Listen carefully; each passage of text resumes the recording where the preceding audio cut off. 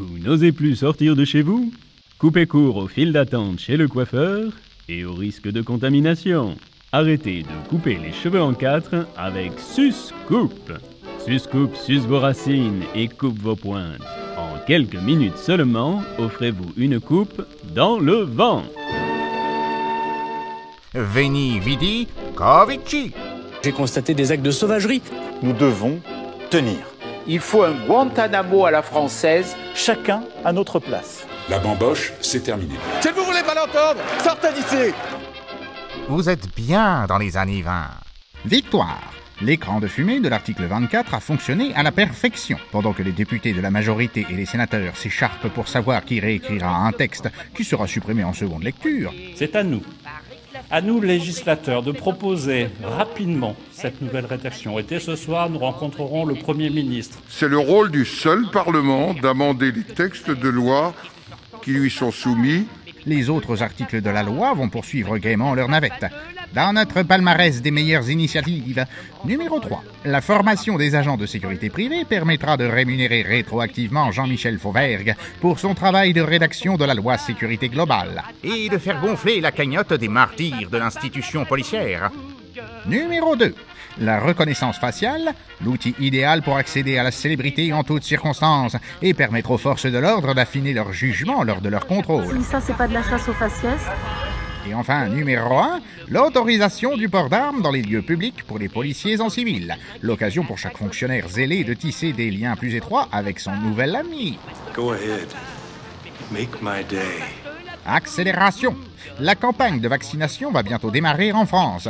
Certains s'inquiètent du manque de recul sur les effets secondaires éventuels. Qu'ils se rassurent. Malgré leur capitalisation en bourse, les manufactures pharmaceutiques ont une éthique irréprochable.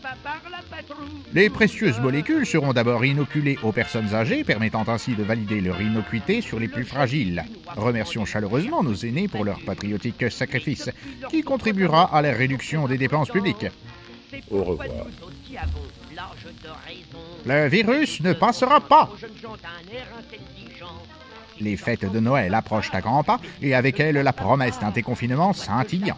Mais attention au coupable relâchement qui nous guette tous. Dans sa très grande sagesse, notre gouvernement prolonge le contrôle de nos déplacements. Il sera loisible à chacun, chacune et à tous de se rendre dans ces stations. Oui, nous aurons des mesures restrictives et dissuasives.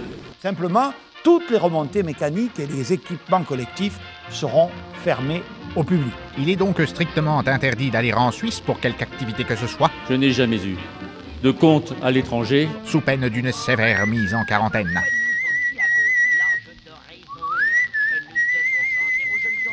Les escapades en Belgique sont également vivement déconseillées, surtout si vous craignez que vos actes ne viennent contredire vos positions publiques.